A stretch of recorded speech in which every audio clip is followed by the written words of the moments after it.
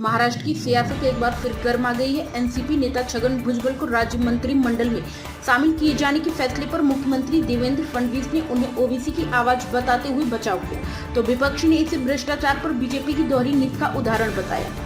दरअसल मंगलवार को भुजबल ने राजभवन में उप मुख्यमंत्री अजित पवार, मुख्यमंत्री एकनाथ शिंदे और अन्य वरिष्ठ नेताओं की मौजूदगी में मंत्री पद की शपथ ली। इसके तुरंत बाद विपक्षी नेताओं और सामाजिक कार्यकर्ताओं की तीखी प्रतिक्रियाएं सामने आने लगी। फडणवीस ने कहा कि भुजबल एक वरिष्ठ और अनुभवी नेता है जो ओबीसी समुदाय की मजबूती से आवाज उठाते रहे। उन्होंने कहा कि एनसीपी ने उन्हें नामित किया और बीजेपी इस फैसले का स्वागत करती है। वहीं अंजलि दामनिया जैसे सामाजिक कार्यकर्ताओं ने सरकार पर भ्रष्ट नेताओं के खिलाफ सिर्फ प्रतीकात्मक विरोध करने का आरोप लगाया। फडणवीस ने इस पर कहा कि लोगों की राय अलग अलग हो सकती है, लेकिन भुजबल का योगदान और अनुभव महत्वपूर्ण है। अजित पवार की नेतृत्व वाली एनसीपी ने भुजबल को क्लीन चिट मिलने का हवाला देते हुए उनका बचाव किया।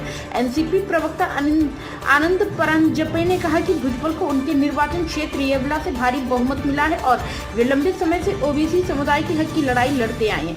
हालांकि उनके नासिक जिले से आने के कारण अब यह भी सवाल उठ रहा है कि उत्तर महाराष्ट्र के प्रभारी मंत्री की जिम्मेदारी किसे दी जाएगी, क्योंकि बीजेपी और शिवसेना के बीच इसको लेकर पहले से मतभेद चल रहे हैं। विपक्ष ने इस घटनाक्रम को लेकर बीजेपी पर तीखा हमला बोला है। कांग्रेस प्रदेश अध्यक्ष हर्षवर्धन शपकाल ने कटाक्ष करते हुए भुजबल बीजेपी की वॉशिंग मशीन में धुलकर अब निर्दोष हो गए। उन्होंने याद दिलाया कि ईडी की जांच में फंसे भुजबल को कभी जेल भी जाना पड़ा था, लेकिन अब सत्ता की राजनीति में सब कुछ माफ है। एनसीपी के प्रवक्ता क्लाइड क्रेस्टो ने भी बीजेपी पर करारा प्रहार करते हुए कहा कि पहले जिन्हें भ्रष्ट कहा गया अब उन्हें ही मंत्री बनाया जा रहा है। उनके अनुसार बीजेपी का नया मंत्री बन गया है। पहले भ्रष्ट कहो, फिर साथ लाओ, फिर धो डालो और फिर सत्ता में जिताओ।